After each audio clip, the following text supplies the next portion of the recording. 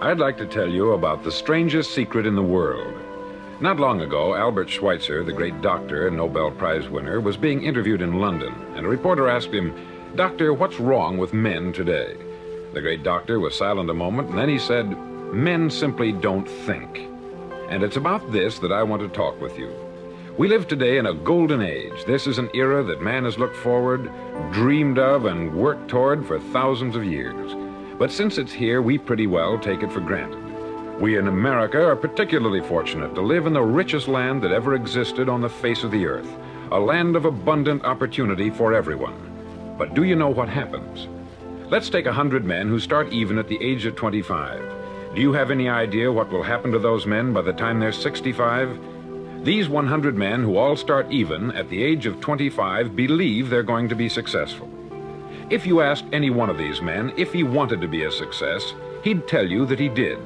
And you'd notice that he was eager toward life, that there was a certain sparkle to his eye, an erectness to his carriage, and life seemed like a pretty interesting adventure to him. But by the time they're 65, 1 will be rich, 4 will be financially independent, 5 will still be working, 54 will be broke. Now think a moment. Out of the 100, only 5 make the grade. Why do so many fail? What has happened to the sparkle that was there when they were 25? What's become of the dreams, the hopes, the plans? And why is there such a large disparity between what these men intended to do and what they actually accomplished? When we say about 5% achieve success, we have to define success. And here's the definition. Success is the progressive realization of a worthy ideal. If a man is working toward a predetermined goal and knows where he's going, that man is a success. If he's not doing that, he's a failure. Success is the progressive realization of a worthy ideal. Rollo May, the distinguished psychiatrist, wrote a wonderful book called Man's Search for Himself. And in this book he says, the opposite of courage in our society is not cowardice, it is conformity. And there you have the trouble today. It's conformity. People acting like everyone else, without knowing why, without knowing where they're going. Now think of it. In America right now, there are over 14 million people 65 years of age and over, and about 13 million of these 14 million are broke. They're dependent on someone else for life's necessities. Now, we learn to read by the time we're 7. We learn to make a living by the time we're 25.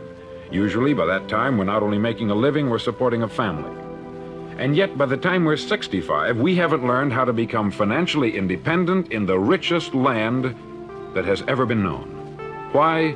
We conform. And the trouble is that we're acting like the wrong percentage group, the 95% who don't succeed. Now, why do these people conform? Well, they don't know, really. These people believe that their lives are shaped by circumstances, by things that happen to them, by exterior forces. They're outer-directed people. A survey was made one time that covered a lot of men, working men, and these men were asked this question: why do you work? Why do you get up in the morning? 19 out of 20 had no idea. If you ask them, they'll say, everyone goes to work in the morning. And that's the reason they do it, because everyone else is doing it. Now let's get back to our definition of success. Who succeeds? The only man who succeeds is the man who is progressively realizing a worthy ideal. He's the man who says, I'm going to become this, and then begins to work toward that goal. I'll tell you who the successful people are. A success is the school teacher who's teaching school because that's what she wanted to do. The success is the woman who's a wife and mother because she wanted to become a wife and mother and is doing a good job of it. The success is the man who runs the corner gas station because that's what he wanted to do. The success is the successful salesman who wants to become a top-notch salesman and grow and build with his organization. A success is anyone who is doing deliberately a predetermined job because that's what he decided to do deliberately. But only 1 out of 20 does that. That's why today there isn't really any competition unless we make it for ourselves. Instead of competing, all we have to do is create. Now, for 20 years, I looked for the key which would determine what would happen to a human being. Was there a key I wanted to know which would make the future a promise that we could foretell to a large extent? Was there a key that would guarantee a person's becoming successful if he only knew about it and knew how to use it? Well, there is such a key, and I've found it. Have you ever wondered why so many men work so hard and honestly without ever achieving anything in particular, and others don't seem to work hard and yet seem to get everything? They have the magic touch. You've heard them say that about someone. Everything he touches turns to gold. And have you ever noticed that a man who becomes successful tends to continue to become successful? And on the other hand, have you noticed how a man who is a failure tends to continue to fail? It's because of goals. Some of us have them, some don't. People with goals succeed because they know where they're going. Now think of a ship leaving a harbor, and think of it with the complete voyage mapped out and planned. The captain and crew know exactly where it's going and how long it will take. It has a definite goal. 9,999 times out of 10,000, it will get to where it started out to get. Now let's take another ship, just like the first, only let's not put a crew on it, or a captain at the helm. Let's give it no aiming point, no goal, no destination. We just start the engines and let it go. I think you'll agree with me that if it gets out of the harbor at all, it will either sink or wind up on some deserted beach a derelict. It can't go anyplace because it has no destination and no guidance. It's the same with a human being. Take the salesman, for example. There is no other person in the world today with the future of a good salesman. Selling is the world's highest paid profession, if we're good at it and if we know where we're going. Every company needs top-notch salesmen, and they reward those men. The sky is the limit for them. But how many can you find? Someone once said, the human race is fixed, not to prevent the strong from winning, but to prevent the weak from losing. The American economy today can be likened to a convoy in time of war. The entire economy is slowed down to protect its weakest link, just as the convoy had to go at the speed that would permit its slowest vessel to remain in formation. That's why it's so easy to make a living today. It takes no particular brains or talent to make a living and support a family today. So we have a plateau of so-called security, if that's what a person's looking for. But we do have to decide how high above this plateau we want to aim for. Now let's get back to the strangest secret in the world, the story that I wanted to tell you today. Why do men with goals succeed in life and men without them fail? Well, let me tell you something which, if you really understand it, will alter your life immediately. If you understand completely what I'm going to tell you from this moment on, your life will never be the same again. You'll suddenly find that good luck just seems to be attracted to you. The things you want just seem to fall in line. And from now on, you won't have the problems, the worries, the gnawing lump of anxiety that perhaps you've experienced before. Doubt, fear, well, they'll be things of the past. Here's the key to success, and the key to failure. We become what we think about. Now let me say that again. We become what we think about. Throughout all history, the great wise men and teachers, philosophers and prophets have disagreed with one another on many different things. It is only on this one point that they are in complete and unanimous agreement. Listen to what Marcus Aurelius, the great Roman emperor, said. He said, "A man's life is what his thoughts make of it." Disraeli said this, "Everything comes if a man will only wait. I have brought myself by long meditation to the conviction that a human being with a settled purpose must accomplish it, and that nothing can resist a will that will stake even existence for its fulfillment." Ralph Waldo Emerson said this, "A man is what he thinks about all day long." William James said, "The greatest discovery of my generation is that human beings can alter their lives by altering their attitudes of mind." And he also said, "We need only in cold blood act as if the thing in question were real, and it will become infallibly real by growing into such a connection with our life that it will become real. It will become so knit with habit and emotion that our interest in it will be those which characterize belief." He also said this, "If you only care enough for a result, you will almost certainly attain it. If you wish to be rich, you will be rich. If you wish to be learned, you will be learned. If you wish to be good, you will be good. Only you must then really wish these things, and wish them exclusively, and not wish at the same time 100 other incompatible things just as strongly." In the Bible you read, in Mark 9:23, "If thou canst believe, all things are possible to him that believeth." Dr. Norman Vincent Peale said this, "This is one of the greatest laws in the universe.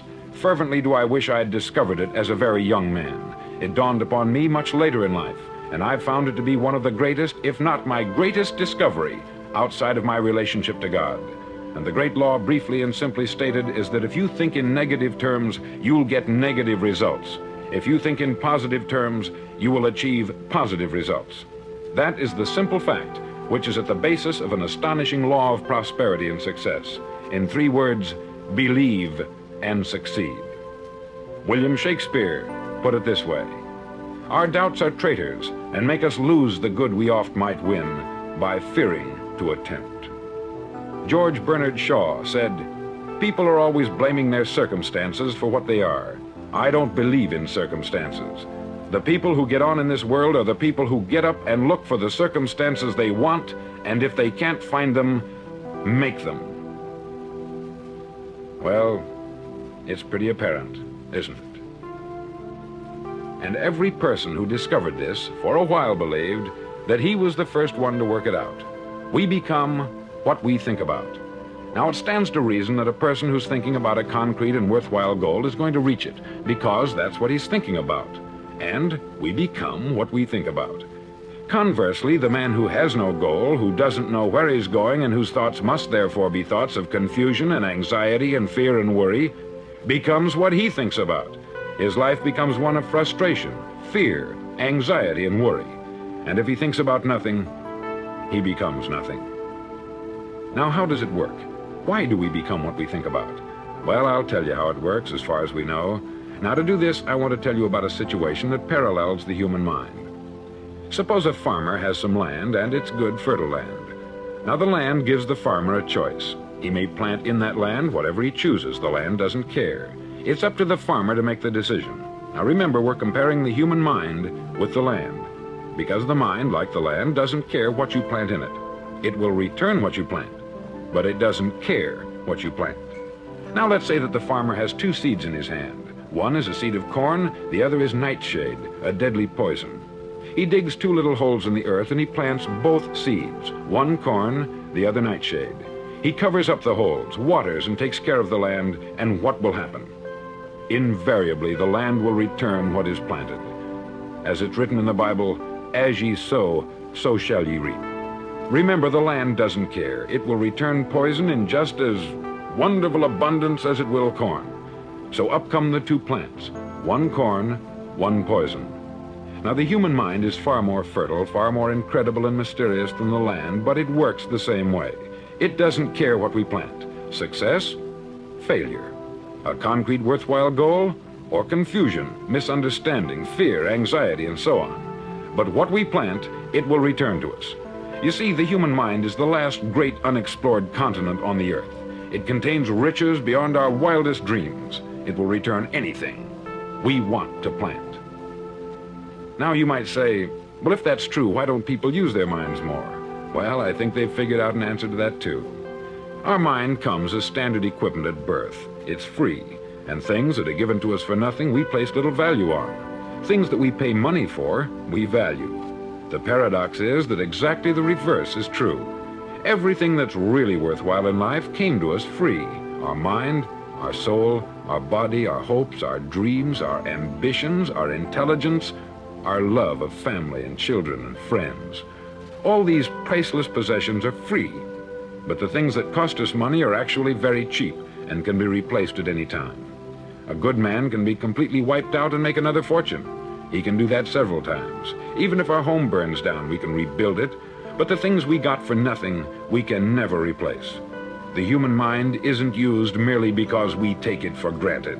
Familiarity breeds contempt. It can do any kind of job we assign to it, but generally speaking, we use it for little jobs instead of big important ones. Universities have proved that most of us are operating on about 10% of our abilities. Decide now, what is it you want? Plant your goal in your mind. It's the most important decision you'll ever make in your entire life.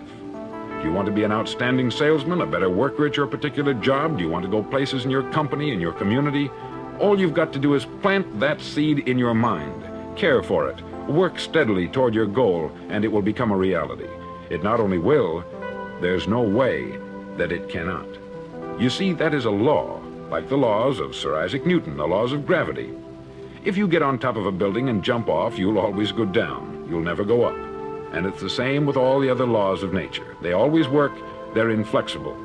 Think about your goal in a relaxed, positive way. Picture yourself in your mind's eye as having already achieved this goal.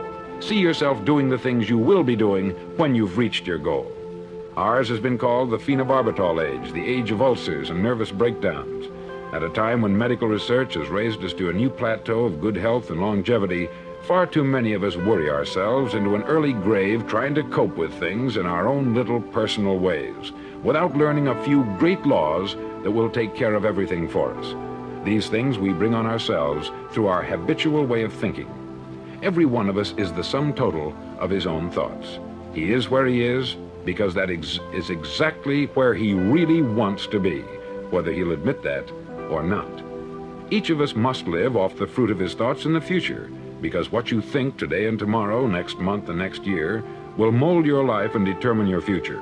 You're guided by your mind. I remember one time I was driving through Arizona and I saw one of those giant earth-moving machines roaring along the road at about 35 miles an hour with what looked like 20 tons of dirt in it, a tremendous, incredible machine, and there was a little man perched way up on top with the wheel in his hands guiding it. And as I drove along, I was struck by the similarity of that machine to the human mind. Just suppose you're sitting at the controls of such a vast source of energy. Are you going to sit back and fold your arms and let it run itself into a ditch? Or are you going to keep both hands firmly on the wheel and control and direct this power to a specific, worthwhile purpose? It's up to you. You're in the driver's seat. You see, the very law that gives us success is a two-edged sword. We must control our thinking. The same rule that can lead a man to a life of success, wealth, happiness, and all the things he's ever dreamed of for himself and his family, that very same law can lead him into the gutter. It's all in how he uses it, for good or for bad. This is the strangest secret in the world.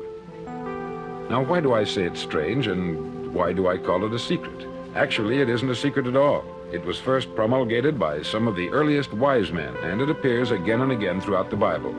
But very few people have learned it, understand it. That's why it's strange, and why, for some equally strange reason, it virtually remains a secret.